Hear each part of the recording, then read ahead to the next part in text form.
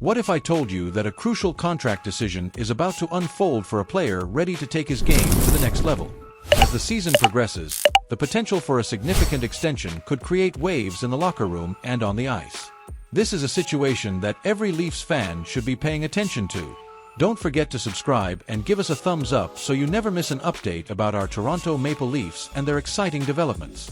As we dive into the latest buzz surrounding the Toronto Maple Leafs, we have to talk about Matt Knies and what his upcoming contract extension could mean for the team.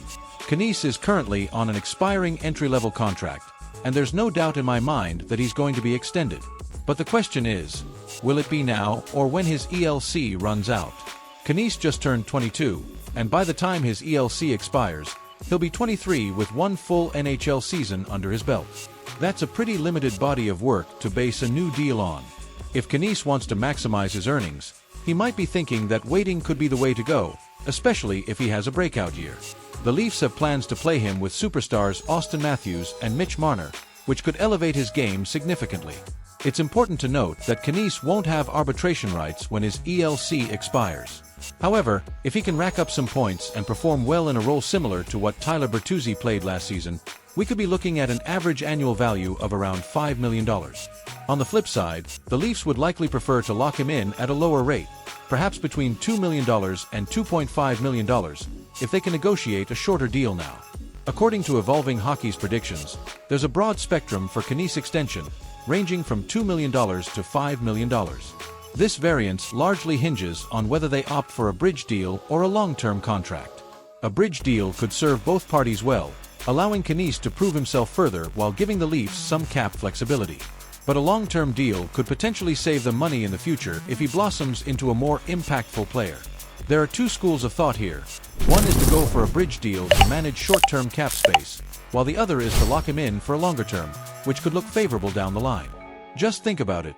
Could Knies be the next William Nylander? A player who wants to build a long-term relationship with the team? Or will he follow the path of many younger players who opt for short-term gains? The reality is, bridge deals can sometimes maximize a player's earnings in the long run. Knies could take a bridge deal now, proving his worth over the next few years before negotiating a more lucrative contract. But let's not forget, the cap has been flat for years, which has pressured younger players into bridge deals. Just look at Elias Pettersson. He's currently in negotiations again because his last deal kept his AAV low. The Leafs seem to like what Knies brings to the top line, but the question remains, is he worth that $5 million now or later? If they decide to extend him now, they could get a bargain at around $2 million for a couple of years, but if he shines this season, that price could skyrocket. I can't help but think about the cautionary tales like Michael Bunting. The Hurricanes signed him for 3 years at $4.5 million, only to realize it wasn't the best decision. A good season for Knies could lead to him wanting more than he might be worth, and he could find that money elsewhere. But here's the kicker.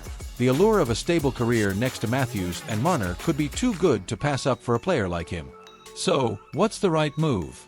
Should the Leafs lock in Knies for a long-term deal and possibly pay a bit more now for security, or should they go the bridge route and risk losing him to a bigger payday later?